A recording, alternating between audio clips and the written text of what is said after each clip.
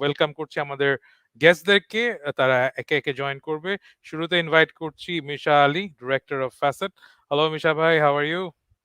How are you, Imran? Assalamualaikum, Shoai. Glad to be here. Thank you. Great. আমাদের সাথে আরো guest হিসেবে join করছে ফাজলে মুনিম ভাই। হ্যালো, হ্যালো মুনিম ভাই, I guess you are outside. আপনি কি শুনতে পাচ্ছেন আমাকে?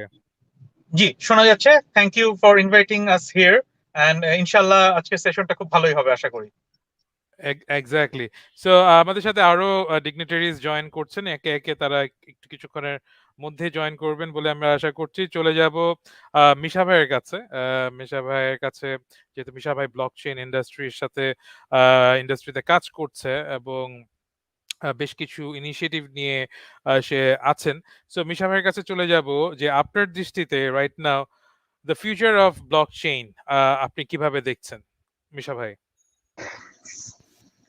Well, I will say the future of blockchain is actually the future of the internet. আমার জন্য এই next 10 years আমাদের যে last 30 years আমাদের ইন্টারনেট ইনফরমেশন এজটা শুরু করেছে, আমাদের ফ্রিডম অফ ইনফরমেশন আমরা পেয়েছি through the internet.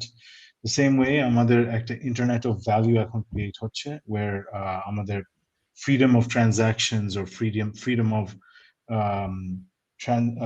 transferring value, এটা এখন আমি দেখছি যে এই next 10 years এর মধ্যে this will be the revolution that we are facing.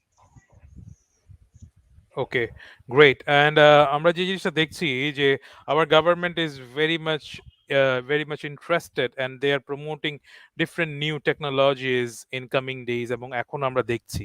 So in future in terms of fourth industrial revolution and this technological upgradation, what will be your projection যে সামনে এই ব্যাপারটাকে আরো ম্যাসিভ আকারে আমরা কিভাবে দেখতে পারি? মিশা ভাই। I think question is quite general and open-ended, so আমিও একটা general answer দিই। আমার মনে হয় যে আমরা যেভাবে বাংলাদেশ যেভাবে আমাদের এই ইন্টারনেট রেভলিউশনটা আমাদেরকে স্ট্রাইক করেছে, যেখানে এখন I think about almost 9 কোটি internet users আছে বাংলাদেশে, as far as I know. Smartphone penetration is also very very high, around I think 10 কোটি। So আমরা দেখবো যে এখন আমাদের যে এই মোবাইল ফাইন্যান্সিয়াল সার্ভিসেস এখনো একটা খুব এই আর্লি স্টেজে আছে, বেসড অন আমাদের যে পপুলেশন ইন্টারনেট আর ইনফরমেশন অ্যাক্সেস করে। সো আমার মনে হয় যে এই গভর্নমেন্ট যেভাবে আমাদেরকে সাপোর্ট করছে, আমার মনে হচ্ছে যে উই ক্যান সি যে online transaction through blockchain next 10 বছরে আমার মনে হয় at least will take us to 100x the transaction volume that we're doing currently. I think that's a very conservative estimate, যদি if the government continues to support these initiatives. Absolutely, absolutely, and we're looking forward to it. Munim ভাই, আপনি কি আমাকে শুনতে পাচ্ছেন? জি ভাইয়া, শোনা যাচ্ছে। Alright, great. সো আপনি জি, শোনা গভর্নমেন্টের যাচ্ছে। সাথে যুক্ত ছিলেন এবং বিভিন্ন ধরনের পলিসি মেকিং ডিসিশনের সাথে যুক্ত ছিলেন। So what will be your take on the future of blockchain in Bangladesh এবং কিভাবে এই জিনিসটাকে আপনি দেখছেন আপকামিং ডেইজকে সামনে রেখে? মুনিম ভাই। জি ভাইয়া, প্রথমেই যেটা বলতে হয় যে বাংলাদেশ গভর্নমেন্ট কিন্তু বেশ আগে থেকেই, যদিও আমরা কোভিড এর কারণে কিছুটা পিছিয়ে পড়েছি, বেশ কিছু পলিসি মেকিং এ কাজ করছিলেন। গভর্নমেন্টের দিক থেকে সবচেয়ে প্রথম যেটা দরকার হচ্ছে পলিসি স্ট্র্যাটেজি কিংবা গাইডলাইন তৈরি করা। তো বাংলাদেশ সরকার যেটা চিন্তা করলেন 4IR কে বেস করে, যে আর্টিফিশিয়াল ইন্টেলিজেন্স, রোবোটিক্স, ব্লকচেইন, এই সেক্টর গুলোতে আমাদের বেশ কিছু পলিসি কিংবা স্ট্র্যাটেজি দরকার। তো এইখানে কাজ করতে যে, যেমন আমি নিজেও আর্টিফিশিয়াল ইন্টেলিজেন্স স্ট্র্যাটেজি পেপারের সাথে ডিরেক্টলি জড়িত ছিলাম, ব্লকচেইন স্ট্র্যাটেজি পেপারের সাথেও ছিলাম। তো গভর্নমেন্ট থেকে একটা ডিসিশন নেওয়া হলো যে আমরা যদি প্রথমেই পলিসি করে ফেলি, আমরা আসলে একটা ব্লকেজ তৈরি করে ফেলতে পারি। So we can do one thing, আমরা এখানে যদি স্ট্র্যাটেজি নিয়ে আসি কিছু। তো এই কারণেই বাংলাদেশ গভর্নমেন্ট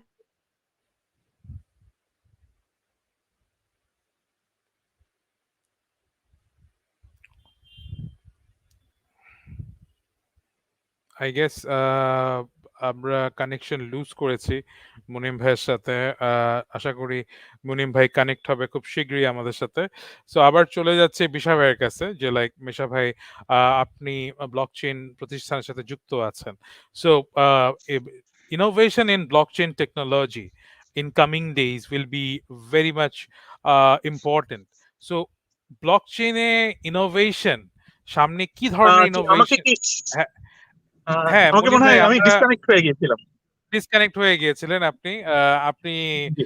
যদি এখন এখন আপনার আপনার ওভারভিউটা দিতেন। জি। জি হ্যাঁ, মানে ইনিশিয়ালি যেটা বলতে হয়, বাংলাদেশ গভর্নমেন্ট ইতিমধ্যেই অলমোস্ট 5টি স্ট্র্যাটেজি পেপার ডেভেলপ করেছে এবং এর মধ্যে ব্লকচেইনকে তারা একটি প্রায়োরিটি দিয়েছে। এবং মাননীয় প্রধানমন্ত্রীর একটি দিক নির্দেশনা রয়েছে আমাদের প্রতি, যে 2041-এর মধ্যে বাংলাদেশকে কান্ট্রি অফ ইনোভেটর হিসেবে তৈরি করা হবে, যেখানে আমাদের যে এই বিশাল হিউম্যান রিসোর্স আছে এটাকে যেন আমরা ইউজ করতে পারি। এবং একই সাথে মানে পলিসি শব্দটা এখনই ইউজ না করে স্ট্র্যাটেজিতে আমরা চিন্তা করছি যে নেক্সট 5 ইয়ার্স আমরা কি করতে পারি, 25 ইয়ার্স পরে আমরা আসলে কি দেখতে চাই, ওই ওই ভাবনাটা নিয়ে আমরা আগাচ্ছি। যে 2007 রাইট, সালে যখন বা 2008 সালে যখন বাংলাদেশ গভর্নমেন্ট আওয়ামী লীগ ক্ষমতায় আসলো, তখন যখন ডিজিটাল বাংলাদেশের স্বপ্ন দেখা হয়েছিল তখন সবাই বলতো যে এটা একটা অসম্ভব, অবাস্তব একটা পরিবেশের দিকে আমরা এগিয়ে যাচ্ছি। কিন্তু আজকে কিন্তু আমরা রাইট, একটা সাকসেসফুল করেছি বা করার একদম কাছাকাছি চলে এসেছি। সো এখন আমাকে স্বপ্ন দেখতে হবে 2041-এ আমরা কেমন বাংলাদেশ দেখতে চাই, এবং এটাকে টার্গেট করে ব্লকচেইন বলি, আর্টিফিশিয়াল ইন্টেলিজেন্স বলি, এটার কোনো বিকল্প নেই। এবং একই সাথে আমরা বেশ রাইট, সতর্কতার সাথে আগাচ্ছি যেন কোনো রকম সিকিউরিটি লুপহোলস না হয়, বা পলিসিগত কারণে দেখা যাচ্ছে যে মানুষের বা জনগণের যেন ক্ষতিও না হয়, এই দিকটা তো একটি নজর রাখা হয়েছে। জি। রাইট। Absolutely, absolutely. যেটা যেটা জিজ্ঞেস করছিলাম মিশা ভাইকে, যে innovation in blockchain in upcoming days, আপনারা যেহেতু ব্লকচেইন নিয়ে কাজ করছেন, so what will be your take on this, and how you are seeing this technological transformation in coming days? মিশা ভাই। I think আমরা যদি contextualize করি in the Bangladeshi setting, আমরা দেখবো যে আমাদের দেশে there are millions of foreign workers এখন in countries like Saudi Arabia and UAE, যাদের এখন মানে ওদের বেতন earnings remit করতে about 10% একটা এরকম একটা চার্জ থাকে।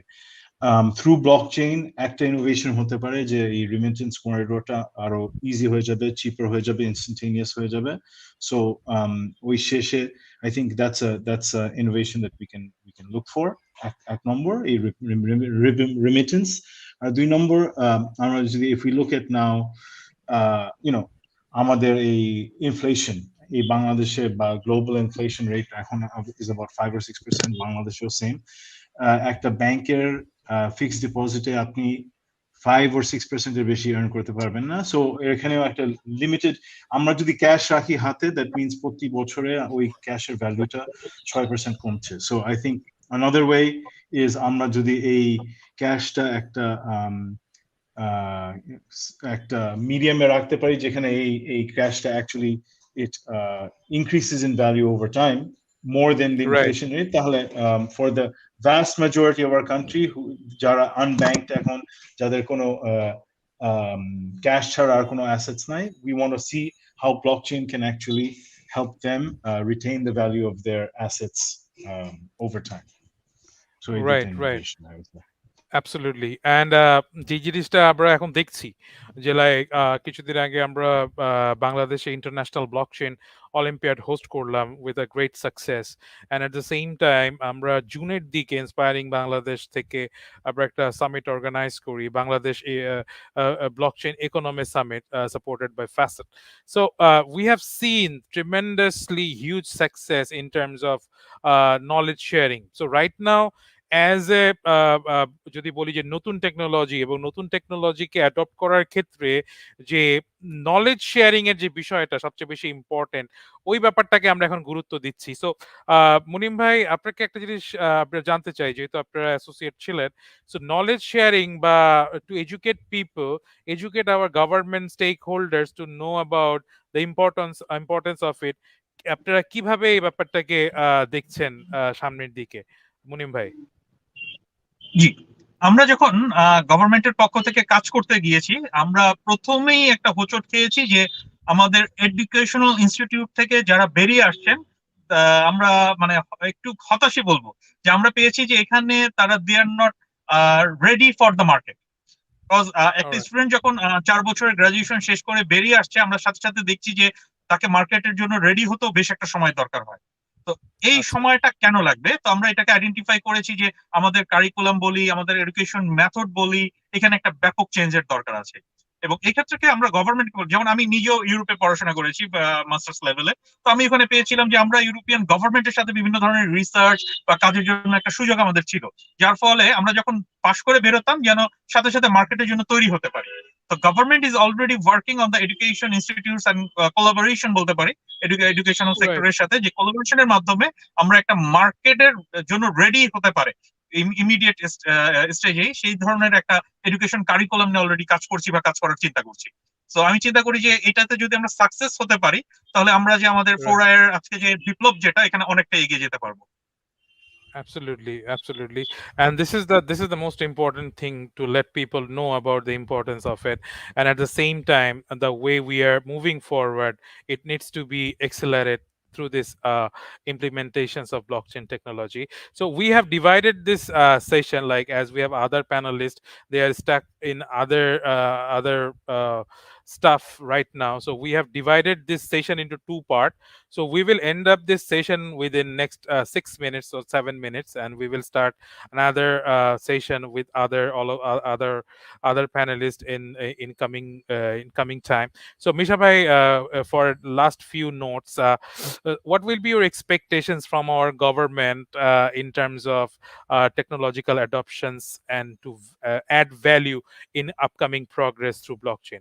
আপনার কি ধরনের পরামর্শ থাকতে পারে? Good, great question, Imran. আমার মনে হয় যে the government is already অনেক কিছু করছে. They're supporting a lot of initiatives around technology. But যেটা আমার মনে হয় মুনিম ভাইও বললেন যে একটা হলো strategy. আমরা যেটা decide করেছি, first we form a strategy and then the policy comes after that with blockchain. I think that was a Right, great idea. But I think execution level, giving support to, let's say, the engineers and developers, এটা আমার জন্য I think this is super important, a blockchain olympiad bolo. But I think what we are also seeing is একটা brain drain যেখানে when we try to find engineers now in Bangladesh, অনেকেই কিন্তু এখন freelance বাংলাদেশে বসে freelance করে, they're working for foreign companies. So how do we bring that talent back to Bangladesh? How do we make that talent work for projects that are based in Bangladesh? That would be something I right. would say we should ask the government to help us do. Our arekta holo, I think giving support to entrepreneurs and businesses that are, let's say, in the fourth IR space.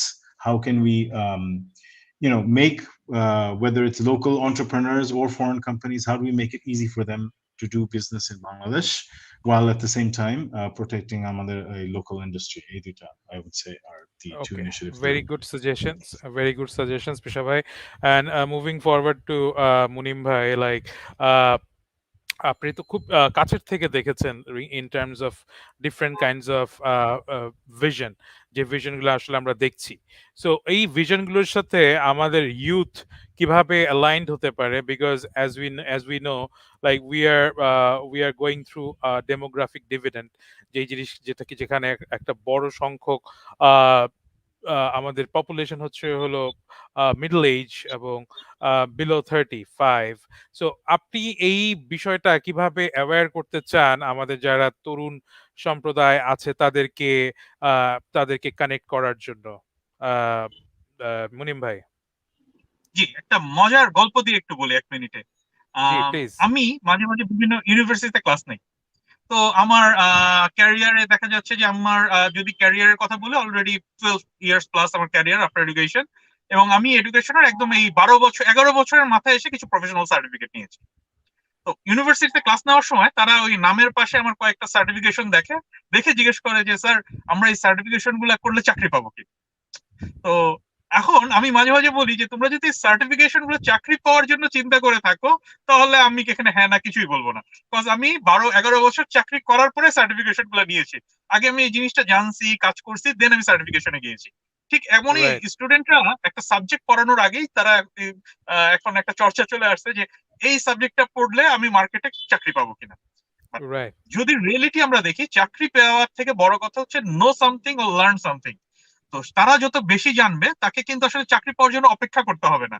এই কনসেপ্টটা আমাদেরকে ইউথকে ঢোকাতে হবে যে আমাকে জানতে হবে। যেমন আগে একটা যদি আমি আমাদের বাবাদের সময়কার আগের জেনারেশনে চিন্তা করতাম, ওই একটা ডায়লগ ছিল যে অনেক কিছু জানে আসলে সে কিছুই জানে না। কিন্তু এখন কিন্তু দুনিয়া চেঞ্জ হয়ে গেছে, আপনাকে সব সেক্টরে কিছু কিছু নলেজ রাখতে হবে। আমি আইটি তে পড়াশোনা করেছি তাই বলে মেডিকেল সেক্টরে আমার নলেজ থাকবে না, এটা হতে পারে না। বিকজ আজকে কিন্তু মেডিকেল সেক্টর আর আইটি সেক্টর পরস্পরের সাথে সম্পৃক্ত।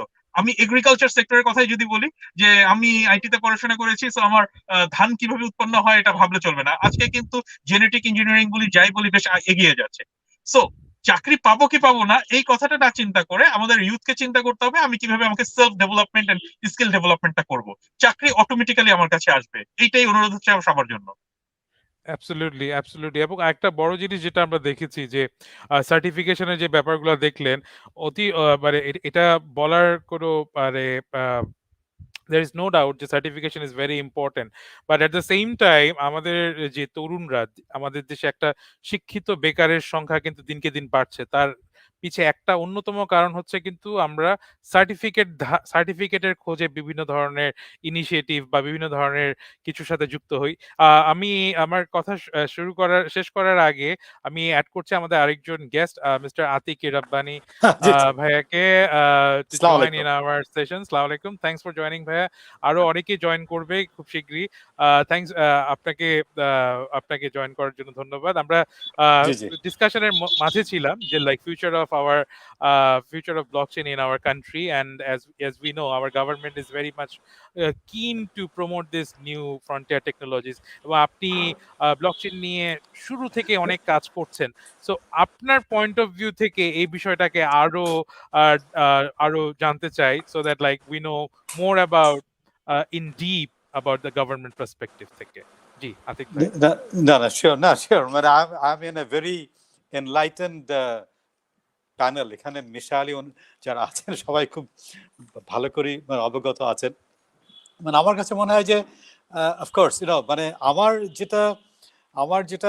আমার যেটা বক্তব্য কি যে আমি, হ্যাঁ of course I have been in industry for long time, এই জন্য আমি মানে আইটির প্লাসেস অ্যান্ড মাইনাস, বেইনস অ্যান্ড বুনস সব কিছু দেখেছি, এবং আমি নিজে একজন প্রোগ্রামার ছিলাম আর্লি ডেজে।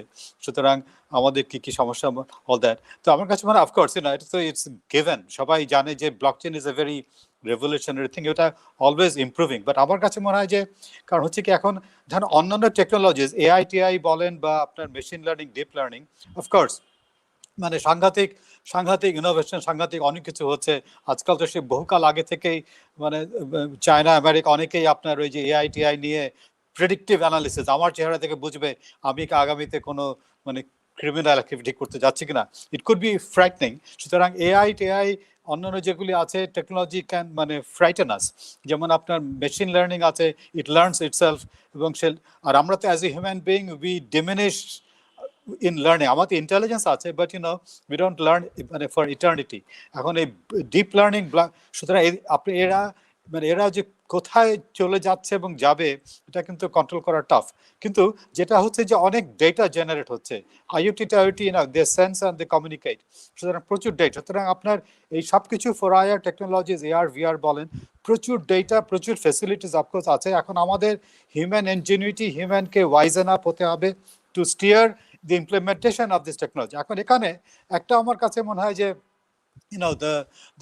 the saving grace হচ্ছে একটা ভালো জিনিস যে ব্লকচেনের মতো ইনহেরেন্ট ডেটা সিকিউরিং টেকনোলজি, আপনি ব্লকচেনকেই যতই ইনোভেট করতে যান, মানে যেটা হচ্ছে কি এখন তো পাবলিক ব্লকচেন, প্রাইভেট ব্লকচেন, মানে পাবলিক, আমি বিলিভার যে পাবলিক ব্লকচেন যেটা আপনার ওপেন, মানে ওটাই হচ্ছে কি আসল, যেখানে ফুল ডিসেন্ট্রালাইজেশন। সুতরাং আলটিমেটলি সবাইকে ওখানেই যেতে হবে। এবং অ্যাকচুয়ালি ওটার যে লিমিটেশনস আছে, এখানে কিছু প্রাইভেসি, কিন্তু এগুলি কিন্তু অলরেডি ইনোভেশন হচ্ছে। সুতরাং এই যে ডিসেন্ট্রালাইজ, ডিসইন্টারমিডিয়েট ফর্মে আমরা যে একে অপরের সঙ্গে কমিউনিকেট মানে নেটওয়ার্কিং করতে পারছি, টিম ম্যানেজমেন্ট, এটা আপনি আপনাদের আমার গভর্নমেন্ট থেকে বলেন, আমার ব্যাংকিং থেকে বলেন, আমার ফেসবুক, মানে সবই ডিসেন্ট্রালাইজ। সুতরাং এখানে এম্পাওয়ারিং দ্য ইউজার। সুতরাং ব্লকচেনের যত ইনোভেশন হোক না কেন, এআই যত ইনোভেশন হোক, অনেকটা ফ্রাইটেন করতে পারে আমাদেরকে, বাট ব্লকচেন হচ্ছে গিয়ে কেন ইনহেরেন্টলি মোর সিকিউর হচ্ছে।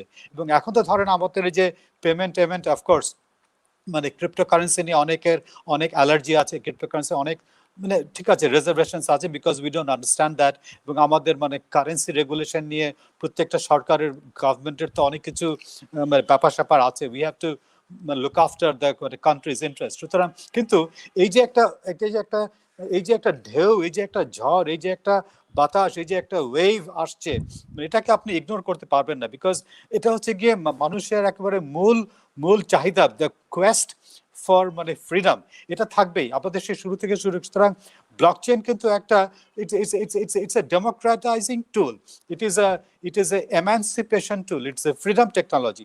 সেজন্য আমার কাছে মনে হয় যে মানে সুতরাং আপনারা যদি অন্যান্য টেকনোলজির কথা চিন্তা করেন, মানে blockchain is kind of a mother humanising technology. সে সবাইকে আপনি আইওটিতে এত ডেটা ট্রান্সফার, এত কিছু ডেটা এক্সচেঞ্জ মানে হবে, এখন আপনি এখানে তো সিকিউরিটি লাগবে, এখানে তো অথেন্টিসিটি এনশিওর করতে হবে।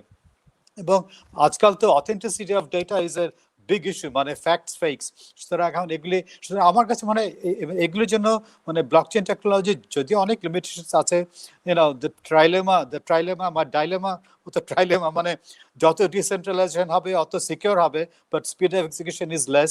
এবং অনেক কিছু কিন্তু এটা অতিক্রম করার জন্য অনেক কিছু হচ্ছে। আপনি যদি যত মানে ইনোভেশন হচ্ছে, এবং আমার কাছে অনেক সময় মনে হয় একটু স্বপ্নিক ভাবে, যদি মানে বাংলাদেশের যে ইউথ, এত প্রোডাক্টিভ ইউথ, আপনাদের মতো যারা ইয়াংস্টার্স এবং ইন্সপায়ারিং পিপল, মানে এদের হাতে যদি আপনার কাইন্ড অফ এই রিসার্চ এবং ইনোভেশনটাকে একটু ফ্রি করে দেওয়া যেত, আপনি দেখতেন যে বাংলাদেশে মানে ব্লকচেনের একটা একটা একটা একটা ক্ষেত্র হয়ে যেত, এখানে এখানে বিলিয়ন্স অফ ডলার্স হয়তো আসতো। বাট এনিওয়ে, ঠিক আছে, গভর্নমেন্টও দে টেক টাইম টু এখন সেজন্য মানে অনেক টেকনোলজির মাধ্যমে blockchain is a kind of a very very sanitising technology. এবং আর যেটা হচ্ছে কি, যেমন বাংলাদেশের পরিপ্রেক্ষিতে মানে আমি যেটা বলি যে ধরেন যারা সিস্টেম স্টার্ভড কান্ট্রি, যেমন মিশাল উনি দুবাইতে আছেন, Dubai has a very good system, মানে Japan has a good system, USA, কারণ all the western countries have systems which are pretty secure, robust. এবং ওখানে আপনি যদি জাপানে ক্যাশ সিস্টেমও চলে, তাহলেও there is a lot of discipline, ওখানে অত প্রবলেম হবে না। আমাদের এখানে পুরো ক্যাশ সিস্টেম হলে অফকোর্স মানে গভর্নমেন্টের রেভিনিউ গুলি হবে না। সুতরাং আমাদের এখানে we are system starved, lacking of system. এসব জায়গায় এখন হচ্ছে কি, মানে আমাদের মনে হয় যে মানে এমন এক কিছু ডিজিটাইজেশনে যেতে হবে which gives us A good system, যেখানে ব্যাড অ্যাক্টার্সরা আর কন্টেইনড এবং গুড ইজ প্রমোটেড। সুতরাং আমাদের কাছে মনে হয় যে আমার কাছে মনে হয় যে এই ব্লকচেনের মতো এটা যদিও it is a new and evolving technology, আমার দেশের মতো জায়গা ইট ইজ ম্যান্ডেটরি। এবং আমি এটা কিন্তু বেশ প্যাশনেটলি মানে বিলিভ করি। এবং আমি সেজন্য মিনিস্টার অফ ফাইন্যান্স ওদের সঙ্গে যখন কথাবার্তা হয়, আমি ঠিক আছে, it might sound British bit longish, কিন্তু মানে blockchain is not a rocket science, এটা আপনার এটা তো একটা kind of a you have the digitise technology, সেখানে একটা লেয়ার হিসাবে মানে কাজ করবে। আর public chain, blockchain, private chain, মানে আমাদের সবকিছুই যে একেবারে মানে আমরা we can anchor on a public chain. ধরেন ফর এক্সাম্পল, এখন যদি কোনো ল্যান্ড ডিডস কাছে, it is a pretty private things, অনেক ল্যান্ড যারা সেলার বায়ার আছে, গভর্নমেন্ট আছে, অমুক আছে, but once a deed is kind of hash encrypted এবং এটা যদি কোনো পাবলিক চেনে উঠিয়ে দেওয়া যায়, তাহলে no one can change it. সুতরাং আপনি এটা ধরেন মানে we have to anchor private chain blockchain. আমাদের দেশের মতো, সেজন্য আমি ওই কথাটা বলি। এখন আমি প্রথমে বললাম যে টেকনোলজির ক্ষেত্রে blockchain is a kind of humanising, it's a freedom tech, it's a truth technology, it is an emancipation technology. আমাদের জন্য এটা খুবই অ্যাপ্রোপ্রিয়েট। এবং আমাদের মতো মানে দেশ যারা আমরা আমরা আমরা আগাচ্ছি, সিস্টেম এখনো স্টার্ভড, সিস্টেম অতটা ম্যাচিওর না। আর এখন আপনার প্রশ্ন আসতে পারে যে how do we get into this. এখন আমাদের এখানে দ্য বিগেস্ট চ্যালেঞ্জ ইজ মানুষও লাগবে, আবার অপরচুনিটি লাগবে। মানে ইফ আই ওয়াজ 22-year-old, আমি ব্লকচেন কেন শিখবো? আমি যদি এখন ব্লকচেন শিখে এখানে কোনো কাজ টাজ না পাই, আমাকে যদি আবার ওয়ার্ল্ড মার্কেট ঢুকতে হয়, তাহলে তো আবার একটা সমস্যা। সুতরাং এখানে কিন্তু আপনার একটা বিরাট প্ল্যানিং, মানে কাজেরও প্রয়োজন আছে যেখানে গভর্নমেন্ট সেক্টর, নন এনজিও সবাই মিলে এই কেমন করে ব্লকচেইনকে ইমপ্লিমেন্ট করা যায় ফর আওয়ার ওন, এবং সঙ্গে সঙ্গে একাডেমিয়া এবং ইন্ডাস্ট্রি এবং গভর্নমেন্টকে আমাদেরকে এই মানুষকে ট্রেন করতে হবে। সুতরাং আমাদের এখানে অনেক ধরনের লোক আছে, এখানে সিএসসি স্টুডেন্ট আছে, নন সিএসসি স্টুডেন্ট আছে, আমাদের লাইফ লং লার্নিং এ যেতে হবে। আর হচ্ছে কি মানে we have to make the options open, মানে not necessarily we bind by people know what they do, কারণ আপনার হচ্ছে কি মানে সবার মধ্যে আমাদের মানে we have unique abilities, talents, ওটাকে বের করা না মানে একদম essential, because human resource is the best resource.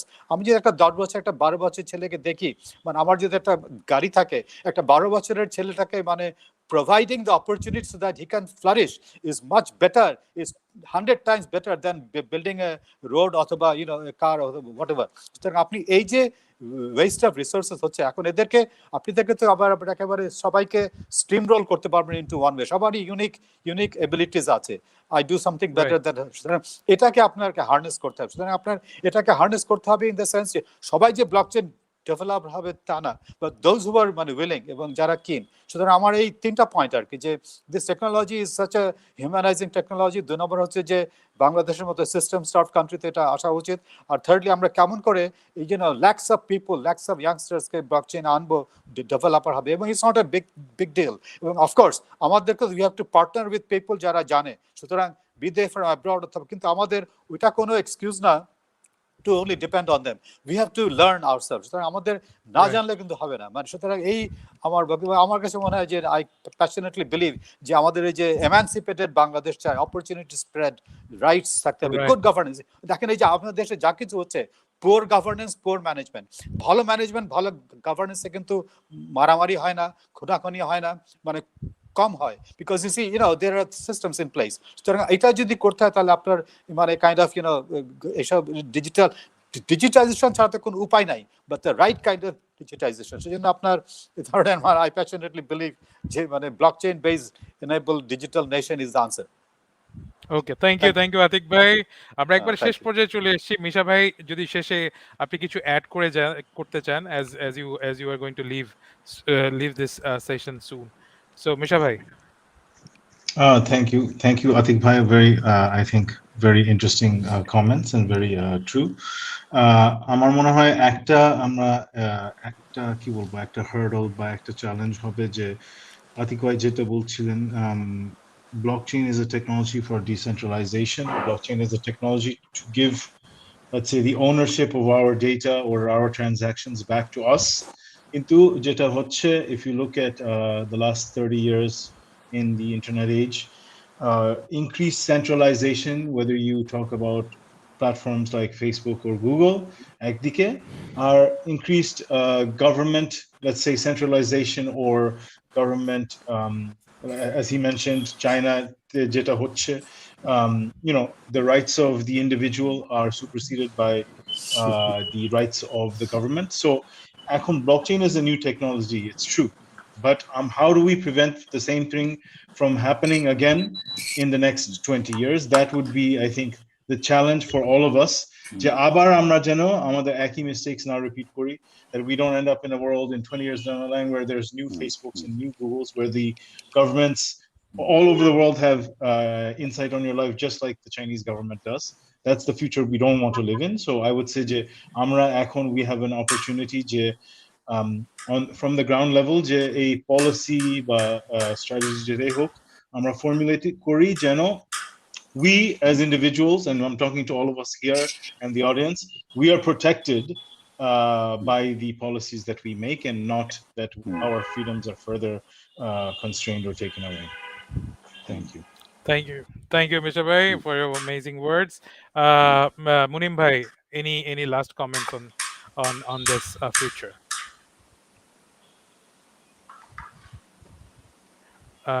Munim ভাই শোনা যাচ্ছে? জি, শোনা যাচ্ছে ভাই। ওকে, আমি মনে হয় মিস করে গিয়েছি আপনার লাস্টের 30 সেকেন্ডস এর কোনো word. your last few comments on this session. আমরা যেহেতু শেষ করব খুব শীঘ্রই।